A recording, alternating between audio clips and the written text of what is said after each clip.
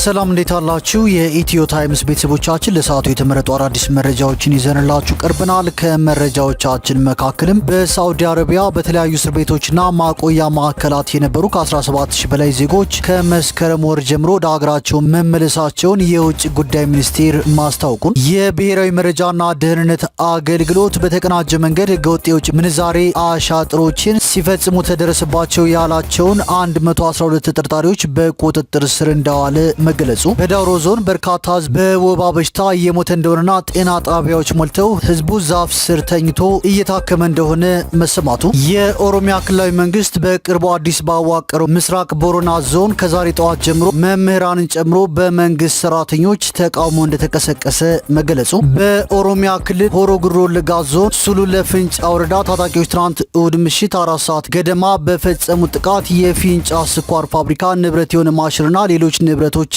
እንዳቃጠሉ መሰማቱ፣ በሶማሊያ በተደረገ ወታደራዊ ዘመቻ 3 ከፍተኛ የአልሸባብ አሸባሪ ቡድን መሪዎች እንደተገደሉ የሞቃዲሾ መንግስት ማስታወቁን፣ በኢትዮጵያ ውስጥ በሁሉም አቅጣጫዎች የሚደረገው በጦር መሳሪያ የታገዘ ግጭት በአስቸኳይ እንዲቆም ቅድሚያ ለሰብአዊ መብቶች ኢትዮጵያ የተሰኘው መንግስታዊ ያልሆነ የተራድኦ ድርጅት ጥሪ ማቅረቡንና ሌሎችን በዝርዝር የምንመለከታቸው መረጃዎች ይዘንላችሁ ቀርበናል። ዝርዝር መረጃችንን ለማድመጥ ቻናላችንን ሰብስክራይብ በማድረግ የደወል ምልክቷን በመጫንና መረጃውም ለብዙዎች እንዲዳረስ ላይክ በማድረግ እስከ መጨረሻው አብራችሁን ቆዩ።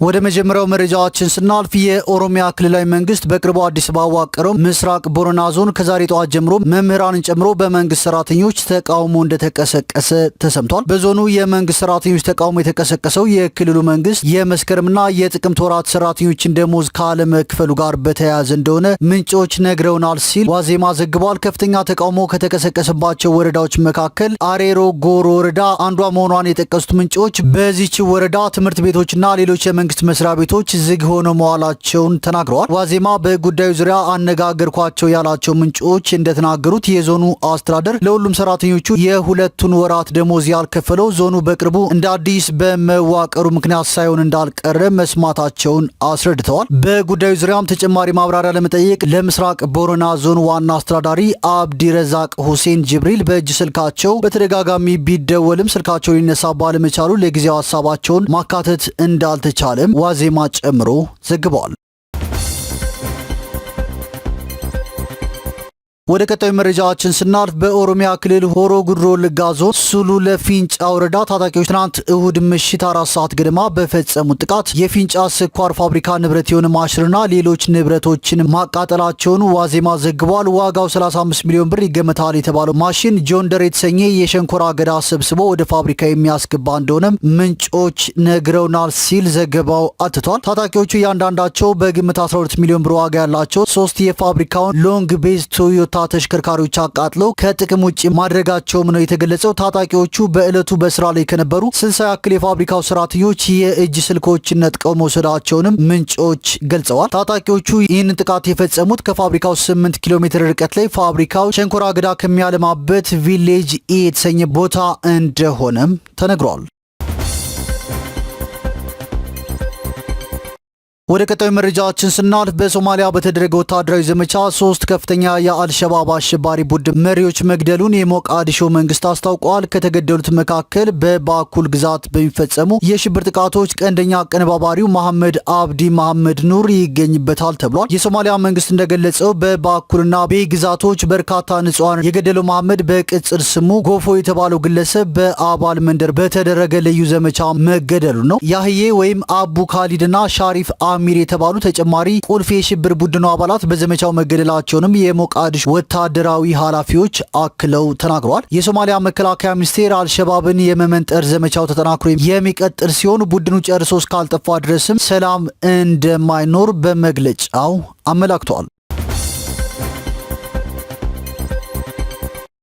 ወደ ቀጣዩ መረጃችን ስናልፍ ኢራን ያልተጠበቀ ድርቅ እንዳጋጠማት ተገልጿል። በተለይም ዋና ከተማዋ ቴህራን ከባድ የውሃ እጥረት እንደገጠማት ፕሬዚዳንት ማሱድ ፔዜሽኪያን አሳውቀዋል። ታይቶ በማይታወቅ ሁኔታ ዝቅተኛ የዝናብ መጠን በአገሪቱ ሲመዘገብ የውሃ ማከማቻዎች ሳይቀሩ ባዶ ወደ መሆን ተሸጋግረዋል። በቅርቡ ዝናብ የማይኖር ከሆነ የውሃ አጠቃቀም ገደብ ሊኖር እንደሚችልም ፕሬዚዳንቱ አሳስበዋል። የተፈጠረውን ቀውስ ለመቆጣጠርም በዚህ መንገድ ብቻ መንቀሳቀስ በቂ ላይሆን ይችላል ተብሏል። ከዋና ከተማዋ ቴህራን ህዝቡንና አስተዳደሩን የማስወጣት ሀሳብ እንዳላቸውም ማሱድ ፔዜሽኪያን አስገንዝበዋል። ታሪካዊቷን ቴህራንን ወደ ሌላ ከተማ የመለወጥ አዝማሚያ ነው በሚልም እየተተቹ ይገኛሉ። በቴህራን ጋዜጦችና ማህበራዊ ሚዲያ ተጠቃሚዎች እየተተቹ የሚገኙት ፕሬዚዳንቱ አደጋው እንዳይከሰት ስጋታቸውን አስቀምጠዋል። የቀድሞው የቴህራን ከንቲባ ሳይቀሩ ቀልድ ነው በሚል የፔዜሽኪያንን ሀሳብ አጣጥለውታል። ለሚቀጥሉት 10 ቀናት ዝናብ ሊዘንብ እንደማይችልም ባለሙያዎች እያስጠነቀቁ ይገኛሉ።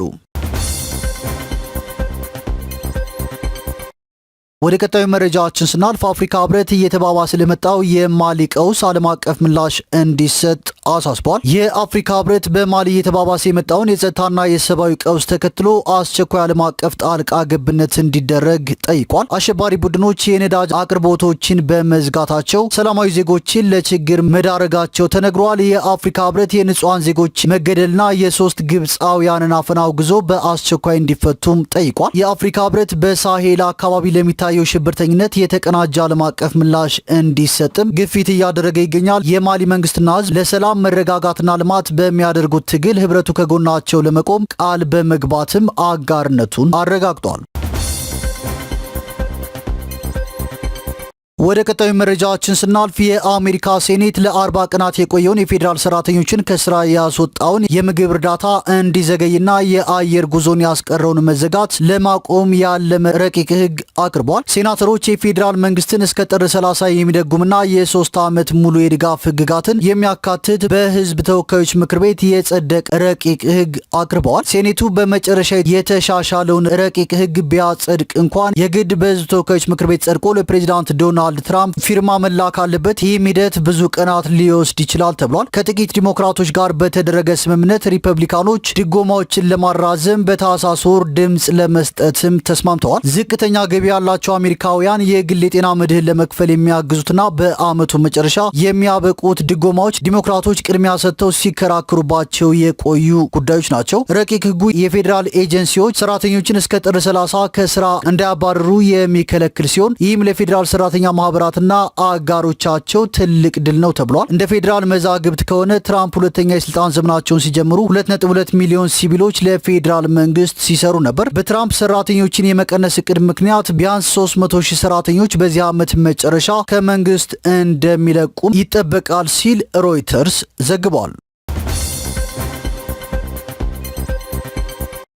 ወደ ቀጣዩ መረጃችን ስናልፍ በኢትዮጵያ ውስጥ በሁሉም አቅጣጫዎች የሚደረገው በጦር መሳሪያ የታገዘ ግጭት በአስቸኳይ እንዲቆም ቅድሚያ ለሰብአዊ መብቶች ኢትዮጵያ የተሰኘው መንግስታዊ ያልሆነ የተራድኦ ድርጅት ጥሪ አቅርቧል። ድርጅቱ ሁሉም ኢትዮጵያዊ ሰላም ወዳድ ጦርነት አያስፈልግም የሚል ዘመቻ በያለበት እንዲጀምርም አሳስቧል። ከህዝቡ የሞራል የገንዘብና የጉልበት ድጋፍ ካላገኙ ተዋጊ ኃይሎች ብቻቸውን ጦርነት ሊያካሂዱ አይችሉም ያለው ማህበሩ መገናኛ ብዙሃን፣ የሃይማኖት ተቋማት፣ የሲቪል ማህበረሰብ ድርጅቶችን ጨምሮ በውስጥም በውጭም ያለው ላው የኢትዮጵያ ህዝብ ጦርነት ይበቃል እንዲል ሀሳብ አቅርቧል። የቅድሚያ ለሰብአዊ መብቶች ኢትዮጵያ ዋና ዳይሬክተር አቶ ተስፋለም በርሀ በትግራይ፣ በአማራ፣ በኦሮሚያ ክልሎች ያለውን ጨምሮ በመላው ኢትዮጵያ በጦር መሳሪያ የታገዘ ደም አፋሳሽ ግጭት እንዲቆም ህዝቡ መተባበር እንዳለበትም ገልጸዋል። ህዝቡ ጦርነት የማስቆም ጉልበቱን እንዲጠቀም ያሳሰቡት አቶ ተስፋለም የእርስ በርስ ጦርነት የሚያመጣውን ጉዳት በሚገባ የቀመስን ህዝቦች ነን ብለዋል። በተለይም በህወሓትና በፌዴራል መንግስት መካከል ያለው ግንኙነት ከጊዜ ወደ ጊዜ መካረሩ ከፍተኛ ስጋት እንደፈጠረባቸው የተናገሩት ዋና ዳይሬክተሩ ሀገሪቱ ዳግም ወደ ጦርነት ትገባለች የሚል ስጋት እንዳላቸውም ገልጸዋል። በመሆኑም ሁሉም ወገኖች ጦርነት የሚያስከትለውን ጉዳት በመገንዘብ ከጠብ አጫሪና ጦርነት ቀስቃሽ ድርጊታቸው እንዲቆጠቡ ጠይቀዋል።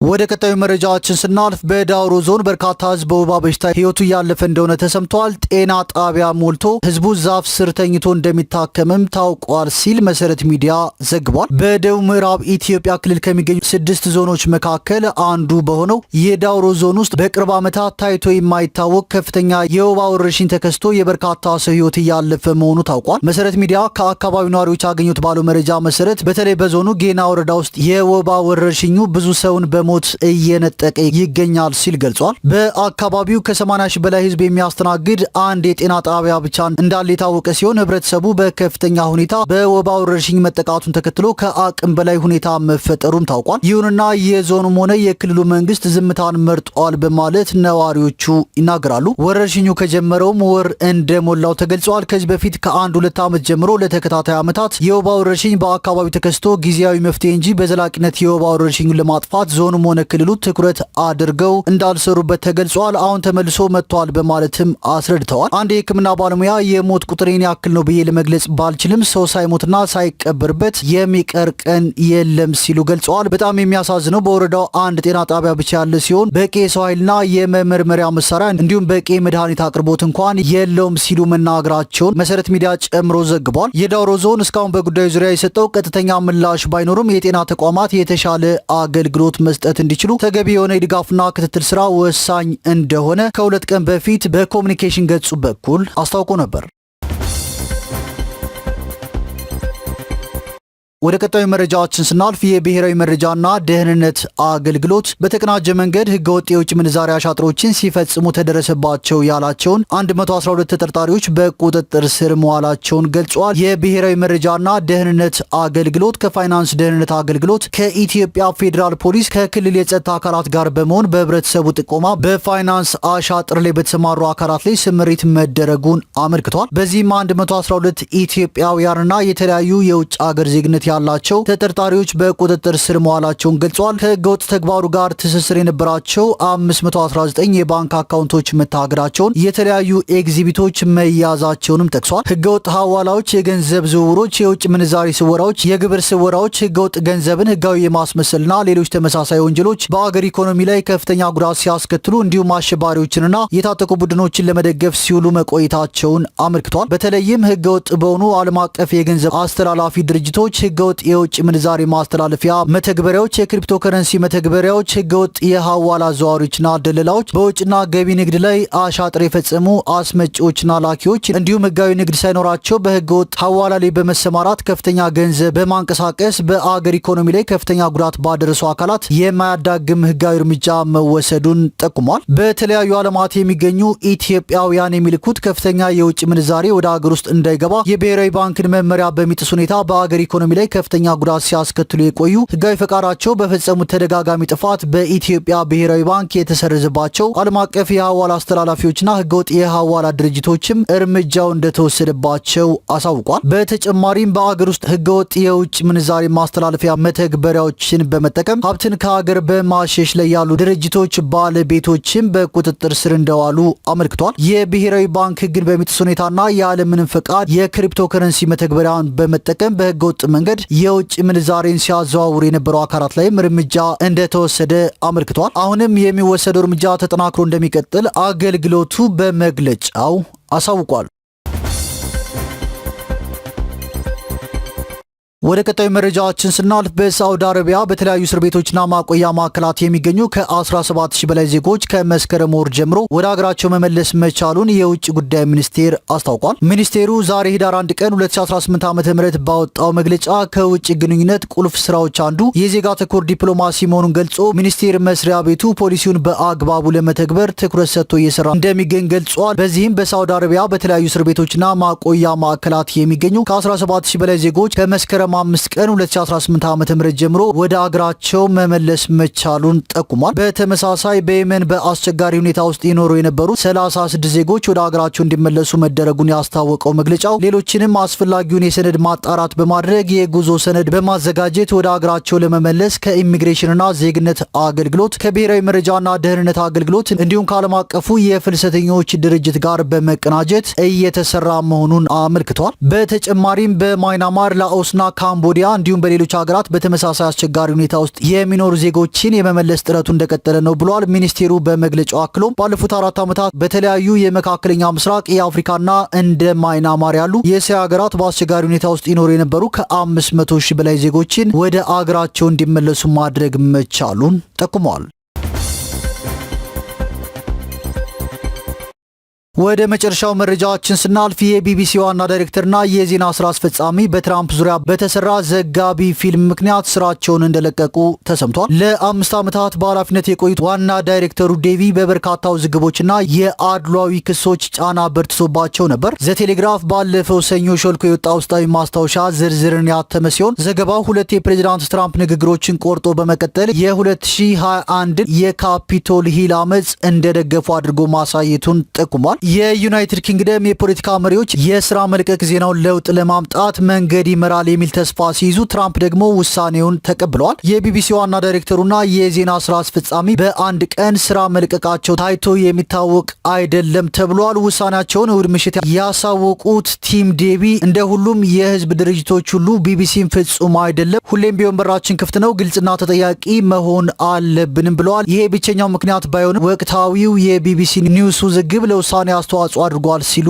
አክለዋል። በአጠቃላይም ቢቢሲ ጥሩ ስራ እየሰራ ነው፣ ነገር ግን አንዳንድ ስህተቶች ተሰርተዋል። እናም እንደ ስራ አስኪያጅነቴ ትልቁን ኃላፊነት እኔ መውሰድ አለብኝ ሲሉም ተናግረዋል። የዜና ስራ አስፈጻሚ የሆኑት ዴብራ ተርነስ እሁድ ባወጡት መግለጫ በዘጋቢ ፊልም ዙሪያ የተነሳው ውዝግብ ቢቢሲ ላይ ጉዳት የማድረስ ደረጃ ላይ ያሉ ሲሆን ጫናው እኔ ጋር ይቆማል ሲሉም ተናግረዋል።